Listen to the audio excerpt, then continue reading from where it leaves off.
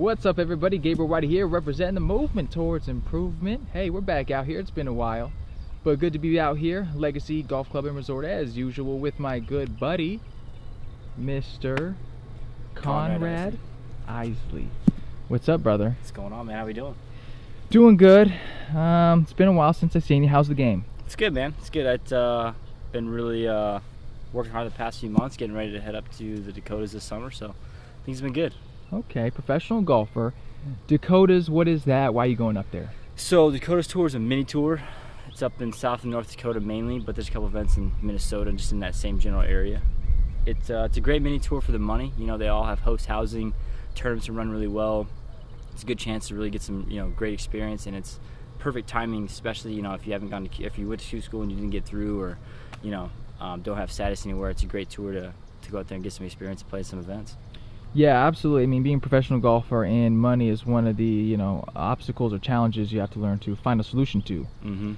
Dakotas Tour, how important and how do you gauge your game when it comes to tournament golf? Like, where's that on the scale when you determine how well you're playing? I'd say tournament golf kind of just gives you a baseline for, what you've been working on and what's working and what's not. I don't think it's a total determinant of, what type of player you are, how good you are. I just think it's a good way to gauge, what you've been doing, to be able to reflect on, what you need to work on, what needs to improve, where you need to go from there, and not necessarily what you're doing poorly, but also what you're doing well. So I think it's just a way to gauge how you're doing. It's cool. It's like a benchmark. It's like exactly shows you where things are at. Yeah, not good or bad, but just, hey, this is where it's at. Mm-hmm. I got to know what was working because we know tournaments is much different pressure than going playing with your buddies. Oh, absolutely. I mean, you can't. It's really tough to simulate what tournament pressure's like unless you're just playing in a tournament. You can go out there and play with your buddies and play for money. Have a somewhat idea of what it's like, but you need to really get in the mix and to really get a gauge of how you're doing. Yeah, that's why when I used to play with my buddies, to kind of simulate that pressure, we would play strip golf, but you had to go commando. So, if you lose 2 or 3 holes, or you lose a hole, you take off a piece of clothing, you might be, That's a different type of pressure there, Gabe. I'm not gonna lie, it's getting closer to tournament style pressure right there. Hey, I'll tell you what, with my size, I learned to go low. You know what I'm saying? I was like, hey, I can't. Whatever it takes. I'll birdie it. Okay, awesome. well, let's see, hit a couple. Okay. Let's show people that you know what you're doing here. Put me on the spot. Yeah, just putting on the spot. Simulating that tournament pressure here.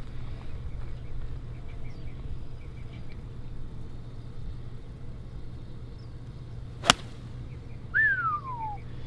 there was a ball tracer on that, you'd have to move over to see the pin. Ding! That'll work. Yeah, nice shot. Thank you.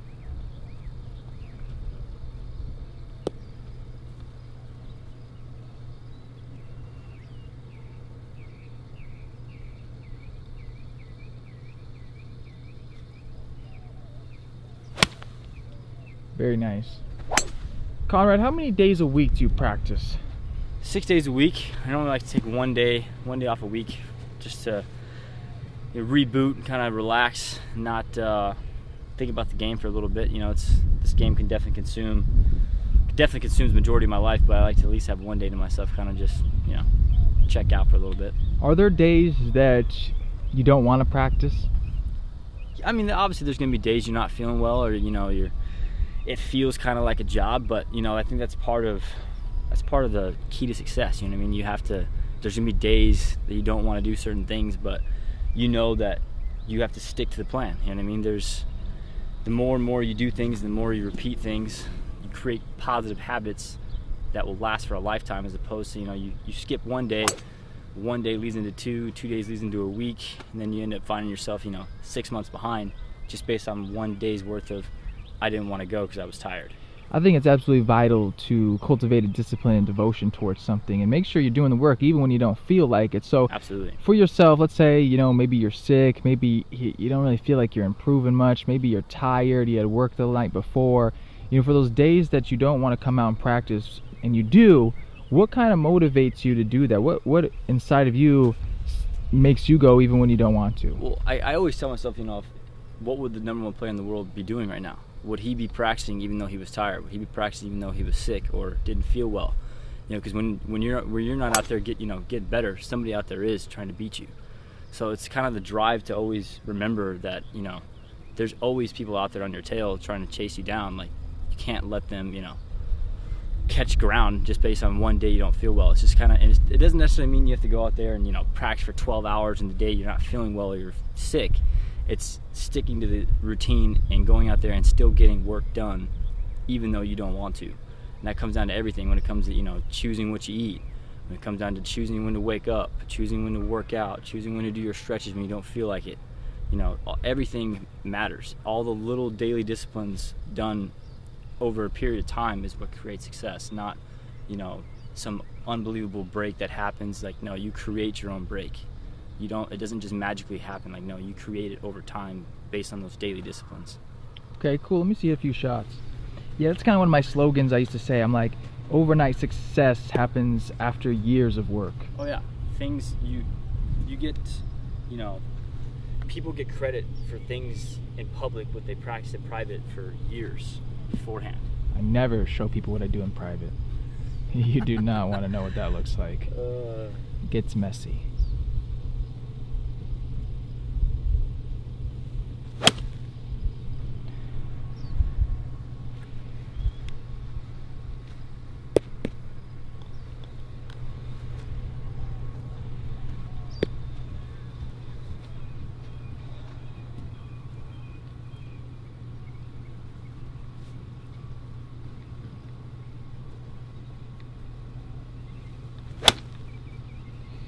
Okay, Conrad, can you run us through a few of your clubs, just kind of, you know? Yeah. So start with the wedges. I play Titleist SM5 wedges. I go 60, 52, or sorry, 60, 56, 52, and then I play Ping S55 irons. I go wedge through 4 iron. I also have, this is the old trusty rusty, the old Nike old school slingshot 2 iron. I normally keep this in the bag more often than not, but I switch it out depending on the golf course, depending on conditions. I also have an old Pmac 20 hybrid, kind of helps me get it.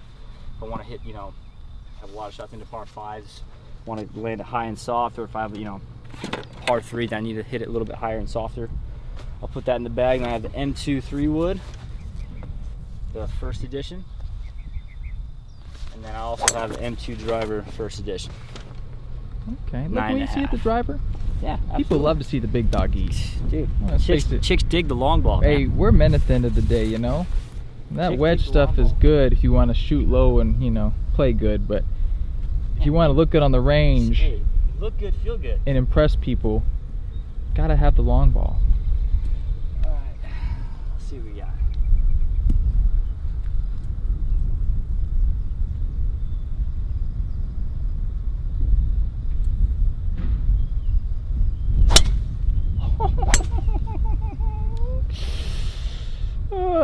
It gave me some tingly feels. That'll work, huh? That'll work all right.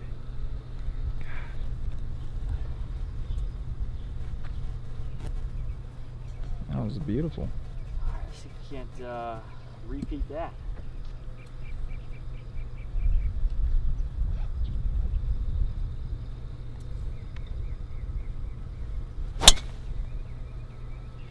Nice, cool. Now you're playing a skins game today, Conrad. Yes, sir. You know what do skins games do for you?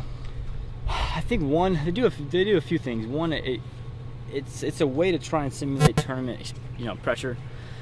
Obviously, professional events are a little expensive. You know, you're spending $800 to $1,000 an event, so this is a way to still play in somewhat of a competition, but do it for a little bit less money.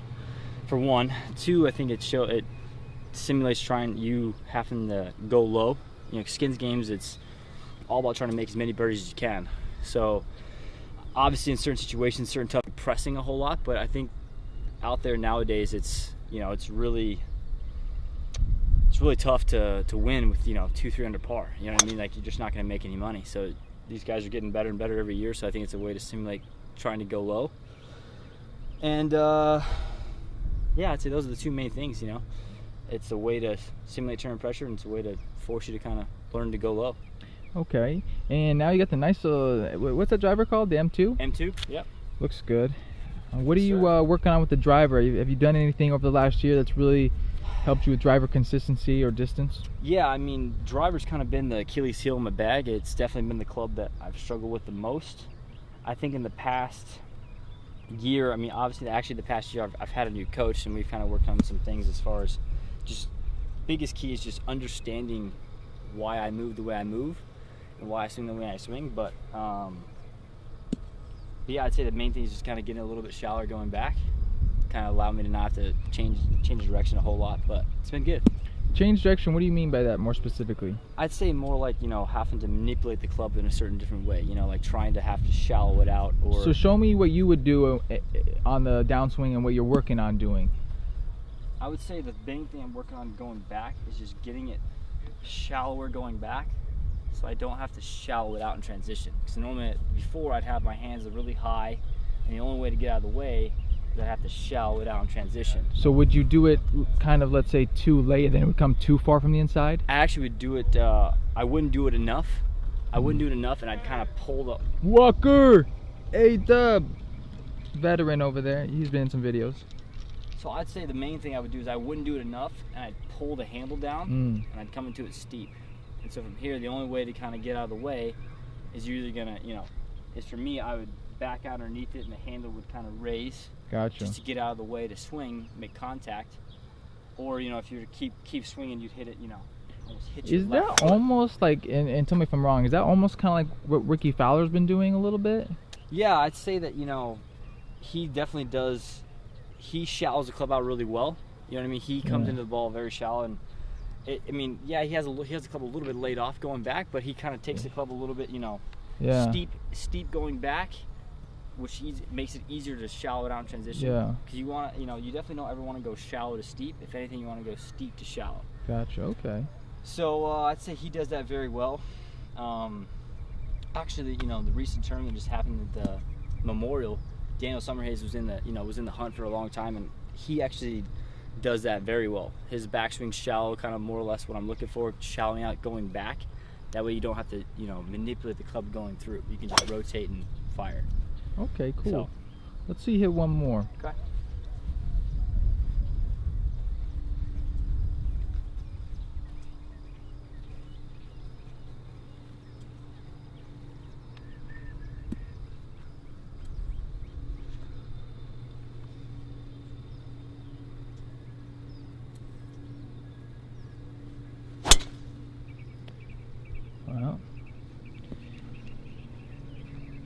Well, nice shot. Yeah, I mean, it's a good looking Achilles heel there. Yeah, you know, it's definitely something I've been working on a lot. You know, it's people say, you know, the putter's most important club of the bag, but I'd argue say the driver's just as important.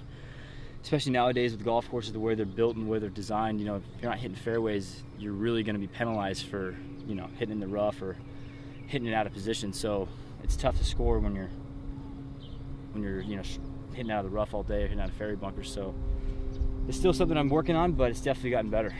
And you know, the more fairways I hit, I kind of feed off this club. You know, the more fairways I hit, it kind of bleeds into the rest of my game, confidence-wise, and all the way down to, you know, rolling the rock too. So it's been getting better. Looks good.